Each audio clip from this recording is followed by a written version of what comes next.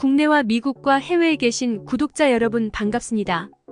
지난번에는 조선을 건국한 이성계와 정도전이 벌인 끔찍한 학살, 고려 왕실 후손들의 마지막 삶이란 주제로 영상을 보내드렸고요. 오늘은 북한의 독재자, 김일성 독재자의 탄생 과정, 아무도 모르는 북한 정권 수립 과정이란 주제로 영상을 보내드리겠습니다. 지금의 북한은 일당 독재 국가인데요. 하지만 초창기 북한은 다양한 정책을 표방하는 정당들이 있었습니다. 애초에 북한이란 나라 자체가 여러 개 정당들이 연합해서 수립한 국가였죠. 그렇다면 북한은 어쩌다 일당 독재화되었고, 가장 별 볼 일 없던 김일성이 어떻게 다른 대표들을 전부 물리치고 독재자가 될 수 있었을까요? 그 야비하고 은밀하고 치사한 권력 쟁취 과정을 살펴보겠습니다. 우선 일제강점기 말에서 해방 직후 공산주의 독립운동 계열에는 크게 5가지 계파들이 있었습니다. 먼저 공산주의라는 이 정치 이념은 소련의 러시아 혁명 때 본격적으로 전 세계로 퍼지지 않았고, 대한민국의 공산주의의 독립운동가들 중 러시아에서 직접 유학도 하고 정치 활동도 하는 소련파가 있었습니다. 소련파는 공산주의의 최고 사령인 소련의 직접적인 지시를 받는 계파라 본인들이 정통 일하는 자부심이 굉장히 컸습니다. 두 번째로는 주로 중국에서 활동했던 연안파가 있습니다.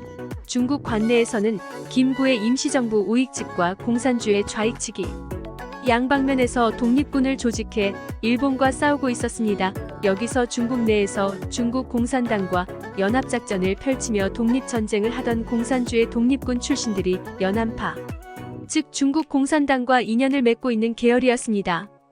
그 다음은 소련도 중국도 어디에도 영향을 받지 않는 국내에서 직접 조직한, 굳이 따지면 국내파라고 부를 수 있는 계열이 있었습니다.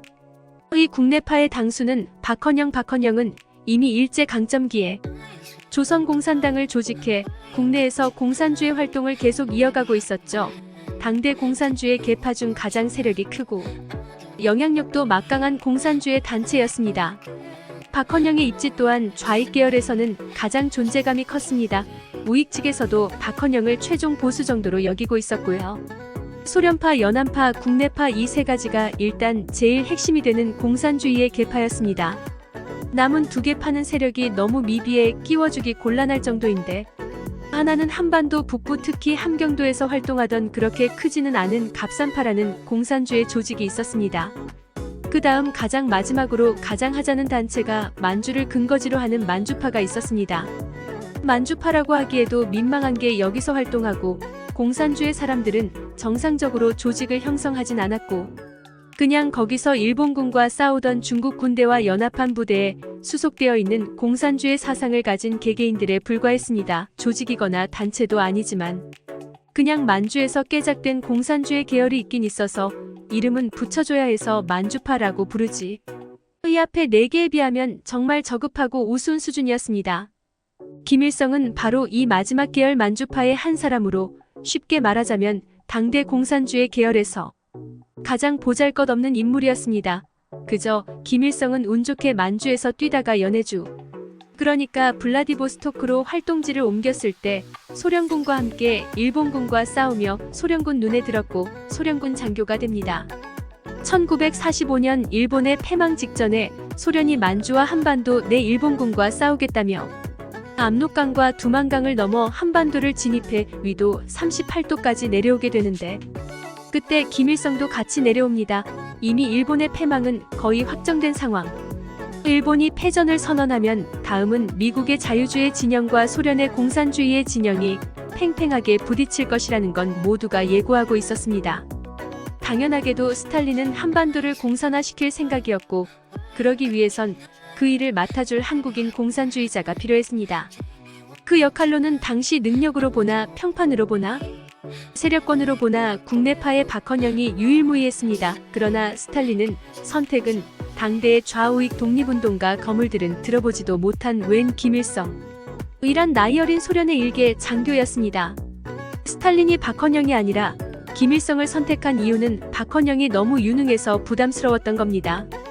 박헌영 같은 사람이 한국 공산주의자의 전체 리더가 되면 언젠간 소련의 영향력을 벗어나려고 할 것이고, 주체적인 판단하에 스탈린의 지시를 고지고대로 따르지 않을 거라고 생각했던 것인 반면, 스탈린이 별것도 아닌 김일성을 키워주면 그 감사함에 김일성은 스탈린의 개가 될 거라고 생각했고, 김일성의 능력을 따져봤을 땐 박헌영처럼 절대 못한다고 평가했기 때문에 장기판에 말로 쓰기에 더할 나위 없었습니다.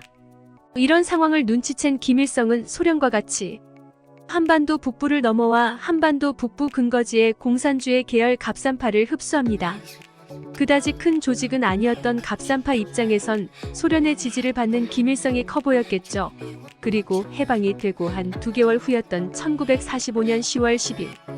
김일성은 박헌영한테 한반도 북쪽에 이렇다 할 조직이 없으니 조선공산당 북조선 분국을 만들겠다고 합니다. 한반도 남부에서 당시 가장 세력이 컸던 박헌영은 당황했습니다.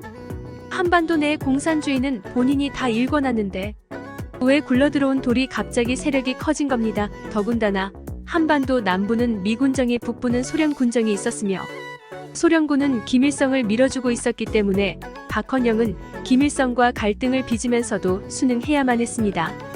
하지만 그러면서도 김일성이나 소련이나 한반도 내 박헌영의 입김을 무시할 수가 없어서 일단 김일성이 박헌영의 조선공산당 지부 같은 개념으로 박헌영보다 아래로 들어가는 모양으로 시작을 했던 거죠.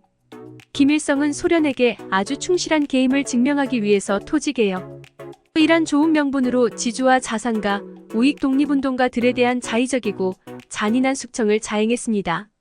이때 살아남은 지주 자산가 우익계열 인사들이 대거 서울로 내려오죠. 김일성은 소련의 지지를 듬뿍 받고 1946년에는 박헌영의 조선공산당으로부터 독립합니다. 김일성은 박헌영으로부터 독립하면서 가장 큰 3대 세력 중 하나였던 중국 연안파를 흡수하고, 김일성이 소련의 지지를 받으니 당연하게도 3대 세력 중 소련파 역시 김일성에게 협조하면서 김일성은 지금의 조선 노동당을 만들어 삽시간에 엄청난 세력을 키우게 됩니다. 김일성과는 다른 공산주의 노선을 걷겠다는 박헌영도 한반도 남부에선 남조선 노동당, 이른바 남노당으로 이름을 개칭합니다. 이렇게 김일성과 박헌영 사이엔 묘한 긴장관계가 흘렀습니다. 박헌영은 한반도 남쪽이 활동지였기 때문에 이승만, 김구, 김규식, 안재홍 등 우익의 거물급들과 연합하려고 했습니다. 싫으나 좋으나 그들의 입지를 무시할 수가 없었거든요. 더불어 박헌영은 합작운동을 전개하려던 중도 좌익 여운형과도 잘해보려고 했답니다.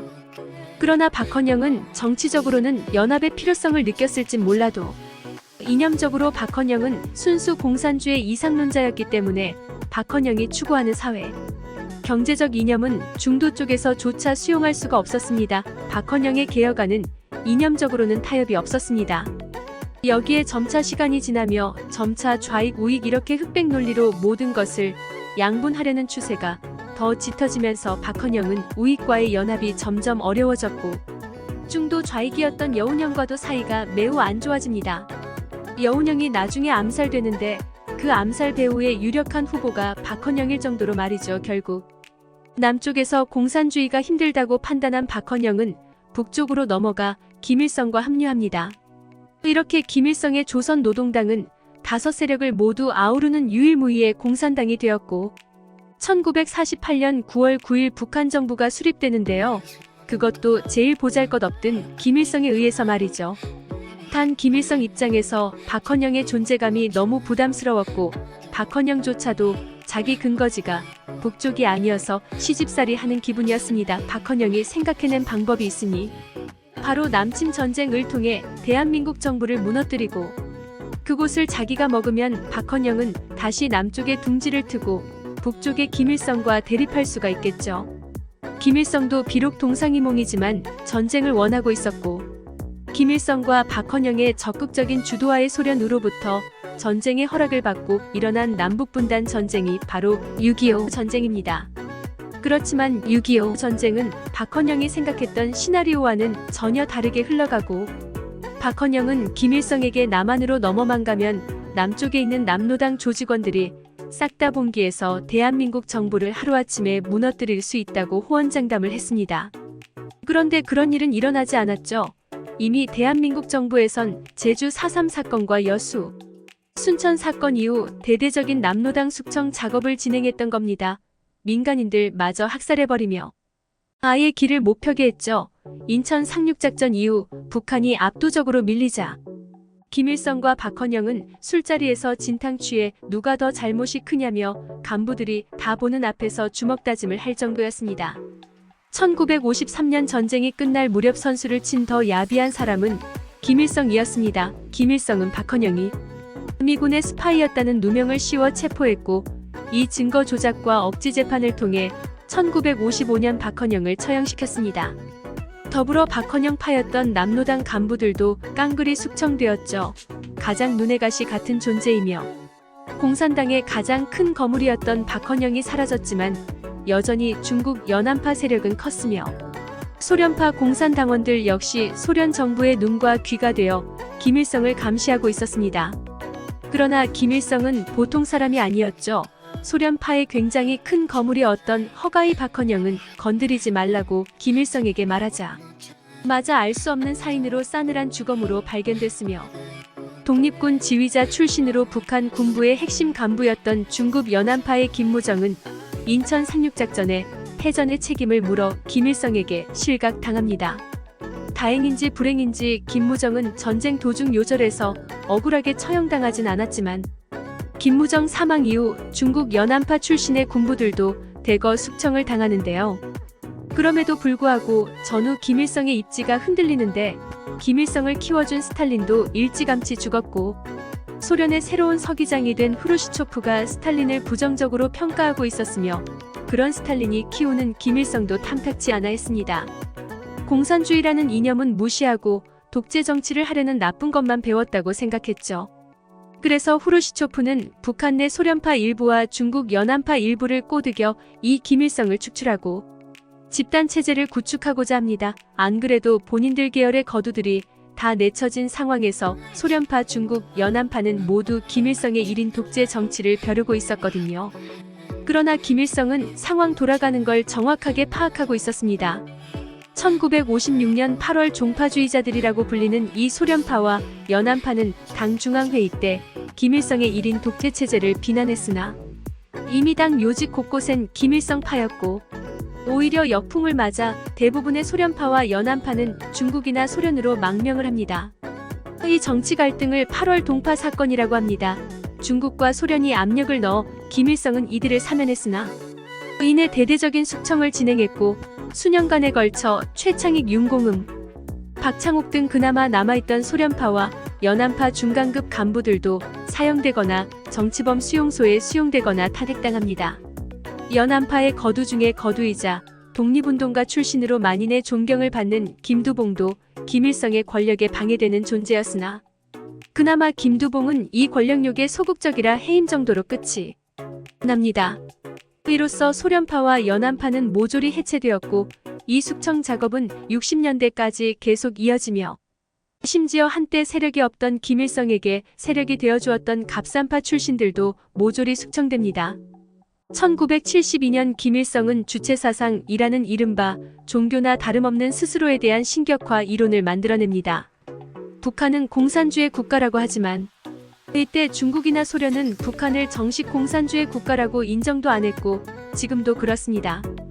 북한의 주체 사상과 공산주의는 완전히 다른 개념입니다. 북한은 공산주의 국가라고도 할 수 없는 그냥 나라 전체가 사이비 종교에 빠진 가장 비합리적이고 또 국민들이 생각하는 안쓰럽고 국가라고 볼 수 없는 형태의 국가인 겁니다. 그리고 북한이 이런 이상한 나라 된 것에는 김일성의 야비하고 치사한 권력 뒤통수 치기가 빚어낸 결과물인데요. 만약 박헌영이 북한의 주인이 됐으면 지금의 북한은 완전히 달라졌을 겁니다. 그러나 역사에는 가정은 없습니다. 구독자 여러분, 오늘의 영상은 여기까지입니다. 이 영상이 도움이 되셨다면 구독과 좋아요, 알람 설정 부탁드립니다. 시청해주셔서 감사합니다. 계속적으로 역사와 인문학 처세술에 관한 다양한 영상을 보내드리겠습니다. 다음 영상에서 또 만나요.